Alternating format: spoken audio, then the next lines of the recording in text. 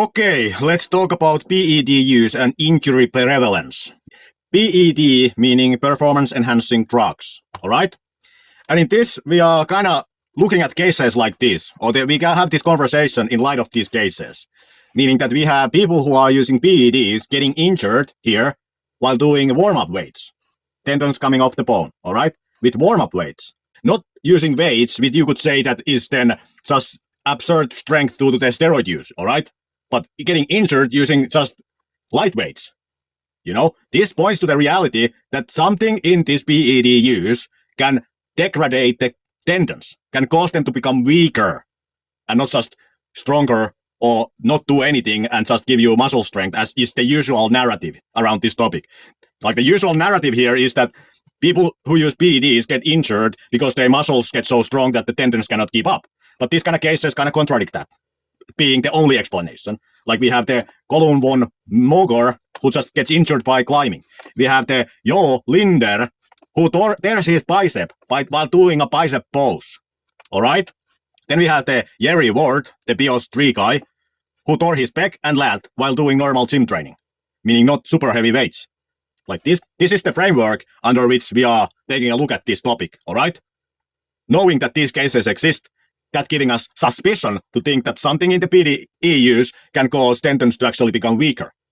Alright? And not just the muscle to become stronger so that the tendon cannot keep up, but actually the tendon is becoming weaker. Alright? This is the framework.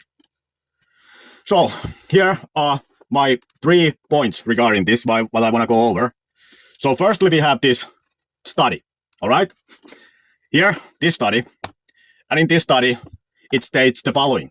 Stiffness, let me first, before we read it, here is the terminology used in this text. RTS means resistance trained and steroid abuse. Group which resistance trained and abuse steroids. The group which resistance trains but doesn't abuse steroids or use steroids. CTRL meaning control group. And these are these. Tendon cross-sectional area, stiffness, how much force needed to stretch a certain amount, the tendon. Young's modulus, stiffness proportional to the cross-sectional area. Toe limit strain, the amount of stretch before resistance starts in the tendon, alright? So, this in mind, let me read this. Stiffness and modulus were higher in the resistance-trained steroid group, 26%, than in the resistance-trained non-steroid user group. Conversely, tendon cross-sectional area was 15% larger in the non-steroid user group, although this difference disappeared when this variable was normalized to quadrasip maximal isometric torque. Alright? So this, what was in the study, and then let's look the results more carefully. So here, as you can see, is the maximal isometric muscle contraction torque. Here you can see that in the resistant trained group, being this, who didn't use steroids, the RT, and the RTS is the steroid group, as you can see that in the non-steroid group, the isometric strength was actually higher than the steroid group's isometric strength. And in the study, the average body weight of the steroid group people were higher in the non-steroid group, and they were shorter.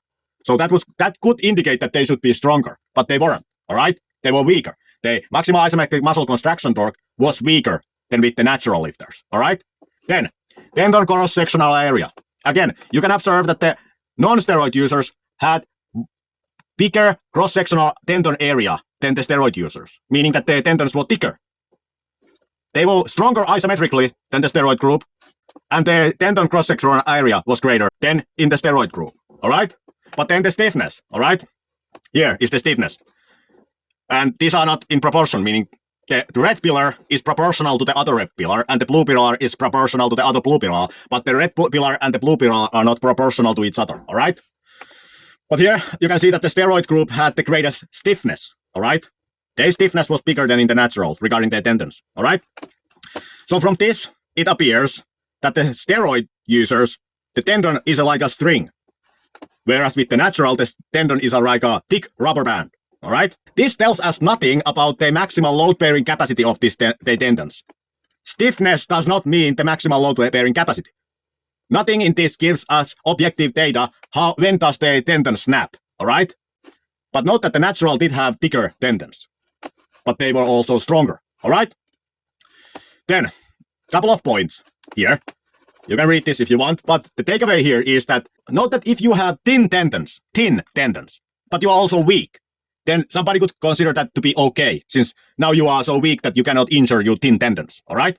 So that's the reasoning in the study, that they dismissed the thin tendons and the poor isometric strength because they were kind of proportional, meaning that their strength wasn't so much greater that they would think that they can injure themselves due to that reason. But consider this, like stuff you can read here, but the takeaway here is that the transition isometric brace exists in all dynamic motions, meaning that when you are taking that barbell down to your chest in a bench press and then pushing it up, there is an isometric phase in that. Every dynamic motion has a phase which is isometric. Because it kind of appears to me that because they were testing the isometric strength of these steroid users, that might not actually tell us what their maybe concentric strength is, or eccentric strength. Because when you take steroids, it's not that safe to assume that the ratios here stay the same, you know? There is kind of a lot of assumptions here. We are kind of assuming that the muscle and tendon structure of the steroid user would mirror the same mechanisms in the natural person, but you have to acknowledge that they are messing with their hormones. It's not safe to assume that everything happens harmonically in their muscles and tendons, you know, because you are artificially manipulating the hormonal structures, all right? So it could be that the steroid users, my point being, are just isometrically weak. And therefore that in the study makes it look like the thin tendons are not an issue. But maybe they are concentrically stronger, you know? Maybe, point being here this, that maybe in the steroid users, this is the case.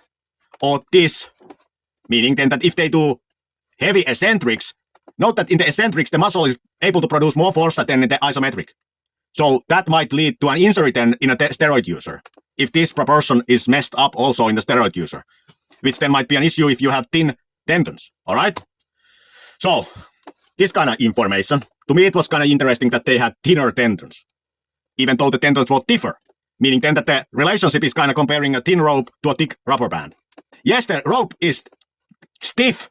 The rope has more stiffness than the rubber band, but that does tell us nothing about the force which is able to snap this rope compared to the band. It doesn't tell us nothing about the absolute load-bearing capacity of these. All right? So, let's then move on to the second thing, okay? Which is this. Brain balls, belly balls, and dick balls. And these brain balls and belly balls and dick balls kind of create this kind of catabolic and anabolic system in your body. The brain balls means pituitary gland, this ball sac here, which is hanging from the hypothalamus, all right?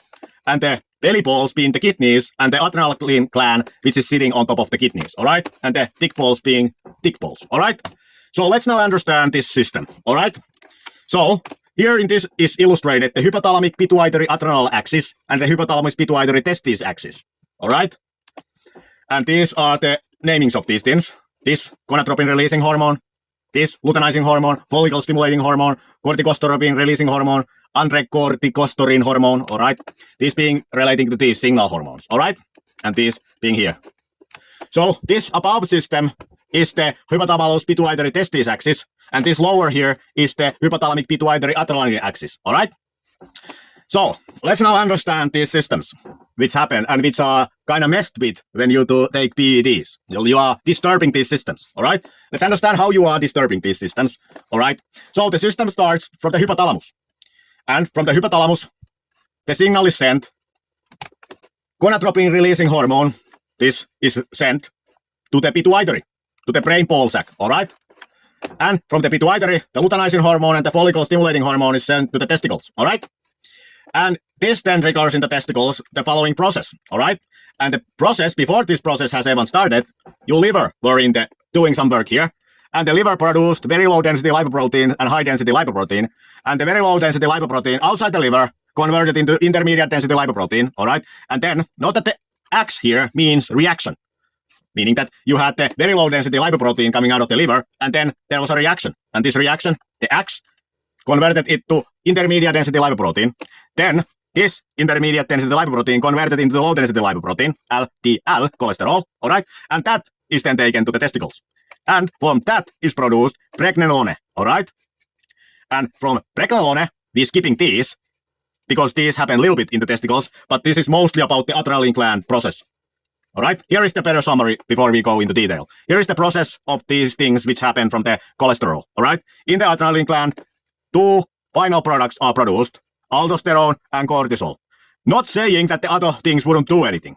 just putting these as the final products because they are the last one in the chain. And obviously this is a simplification because it has to fit in one slide.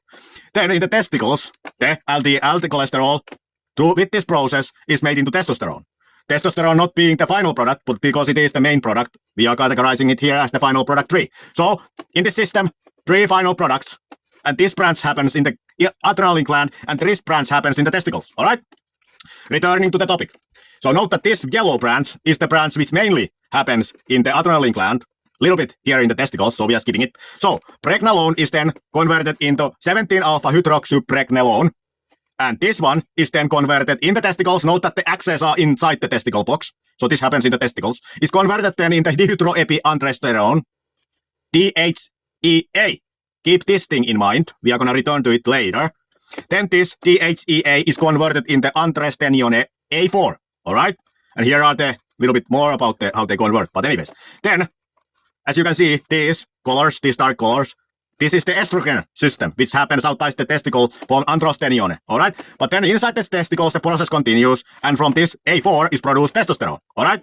And then outside the testicles, the body produces from the testosterone the downstream metabolites of testosterone, which are these, dehydrotestosterone, 11-beta-hydroxytestosterone, and from which comes these 11-KD-HD, 11-KT, and from testosterone nandrolone. Trace amounts from testosterone via oxidative denohydrogenation, all right? Yes, you have naturally tiny bit of nandrolone, which comes from the testosterone. But then note that we have here 2 negative feedback loops, okay? So from the testosterone feedback loop and from the estrogens feedback loop. And these go back to the hypothalamus, all right? And here is a mechanism. The red thing being the downregulation mechanism of this signaling hormone, all right? And this green one's the upregulation of this signaling hormone, all right? So these both go to the downregulation of this. So meaning then that when you have enough testosterone or too much A2, this will downregulate, all right? And these are some things which upregulated. And obviously this is a simplification. There are too complex system to give thorough explanation of it. So that's in basic sense how the hypothalamic pituitary testis axis works, being this above one, all right? And note also that there is a third negative feedback from the inhibin. Yes, the testicles also produce inhibin, and it has a negative feedback loop to the pituitary, where high inhibin causes downregulation to the follicle-stimulating hormone. Follicle-stimulating hormone being mainly involved in sperm production, all right?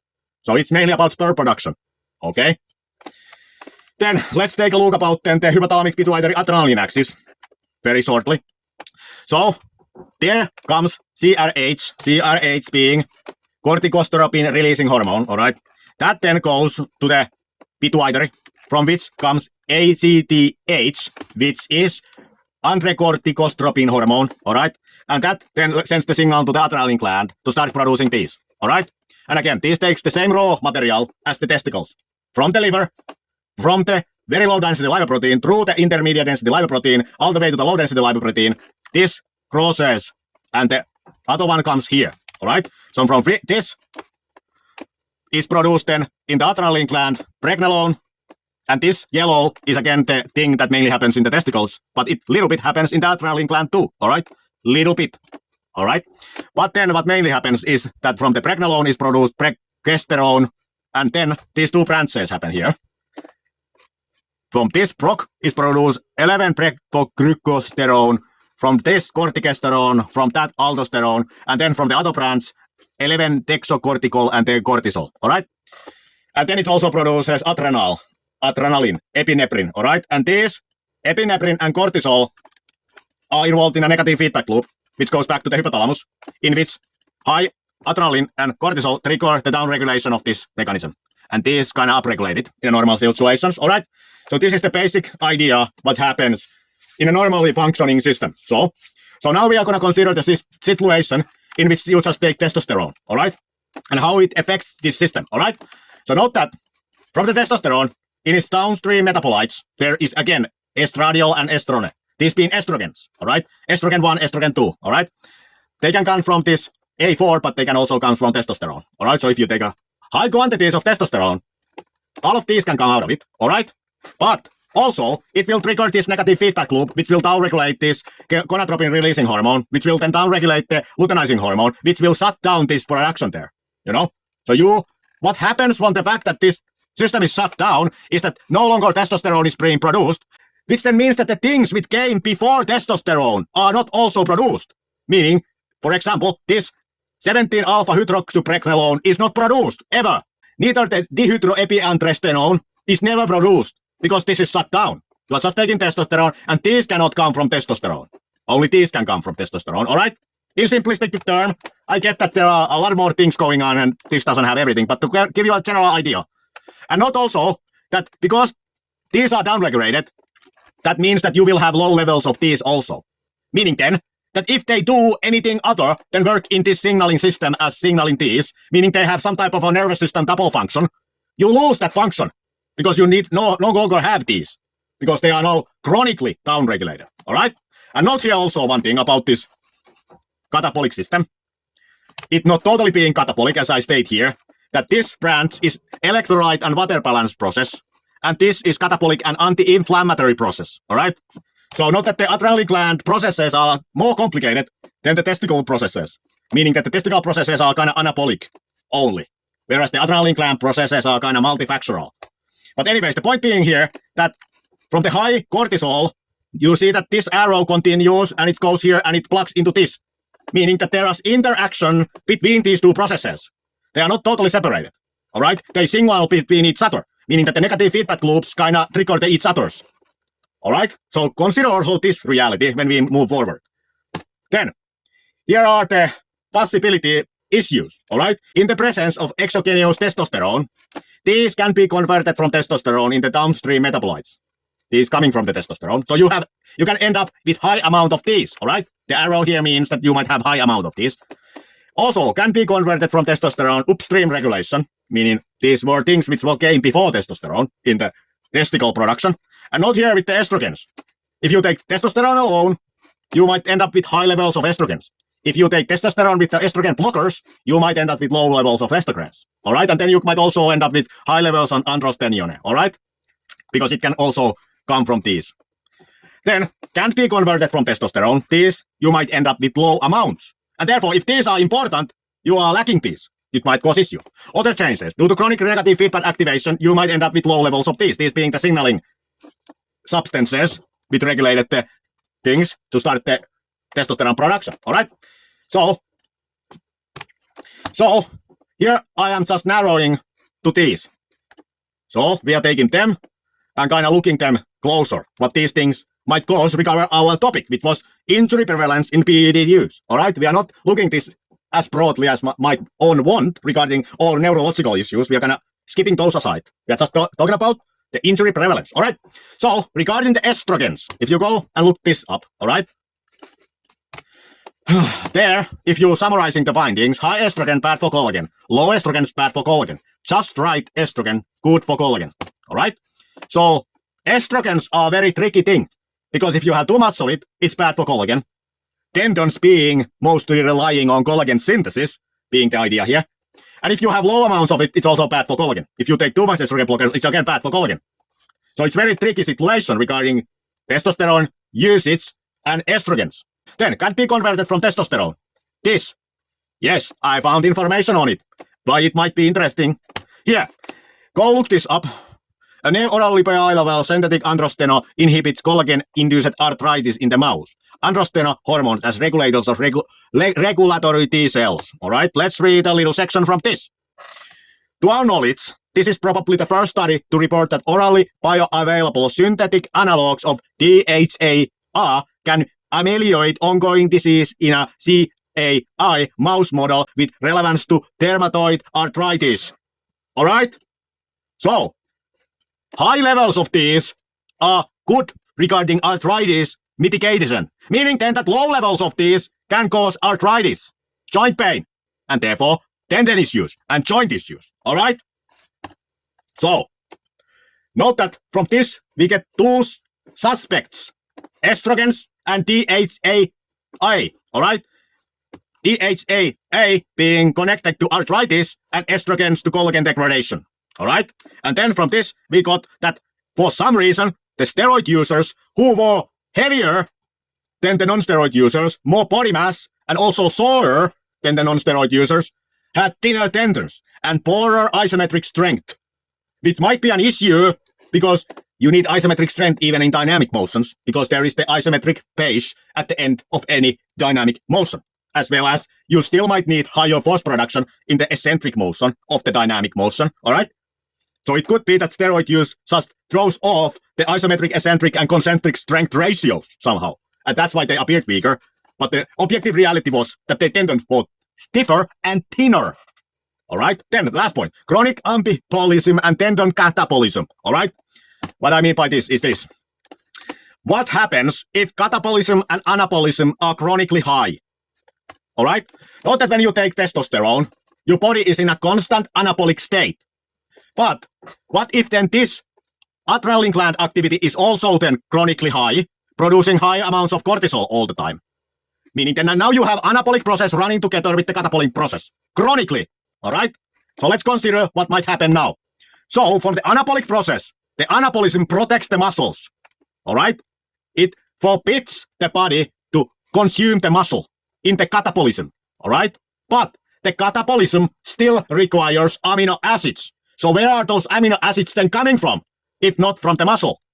Yes, to the connective tissue. So it might be that running together anabolism and catabolism might cause the phenomena that the muscles are protected from catabolism, but not tendons, which then might cause that the catabolism mostly targets tendon and connective tissue in relation of amino acids in breakdown of proteins, all right? Collagen being a protein, all right? So, these are some of the processes in your body which require amino acids, with the catabolic process frees from your system by breaking down proteins into amino acids. First, skeletal muscle repair and growth and remodeling. Acute-based proteins, enzymes and hormones and neurotransmitter production, blood cell production, gluconeogenesis, which requires also amino acids, protein components in nerve insulation and repair. Note that these all processes require amino acids. So what happens then if you don't have amino acids available for these processes? The catabolic process will get them somewhere. And when the muscle is protected by the anabolism, then that something is something else than the muscle. That something else being connective tissue and other tissue than the muscles, all right? And this might be a mechanism how constant chronic anabolism leads to tendon weakening. My theory. All right, let's also consider this reality, synchronization. Like, in normal circumstances, these hormones are never chronically high.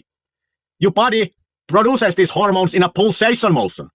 But because our poor understanding of these processes, we don't really know what interacts with what of these interact with each other and what are included. For example, here I have just made this example that let's agree that this green line here is testosterone. What is the red one? What is the blue one? What is the yellow one? You know, how complex is this system and what is the reason for the synchronization of the release mechanism?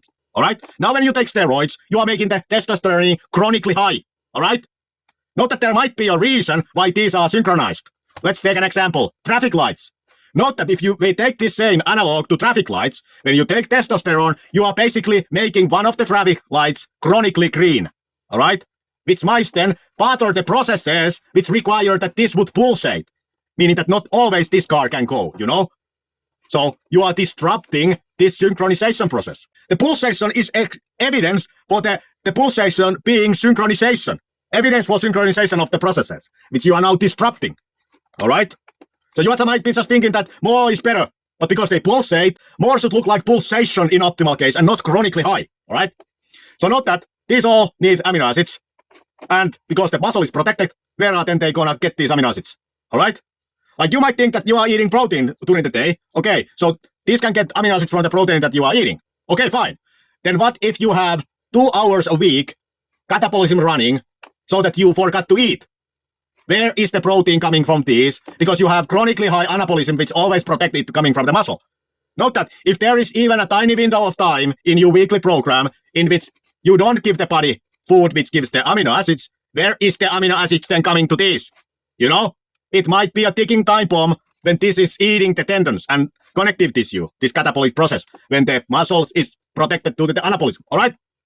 So, here is the final verdict. The PEDD dilemma. You take PEDs, arthritis from low DHAA, tendon damage. Okay, that was one thing.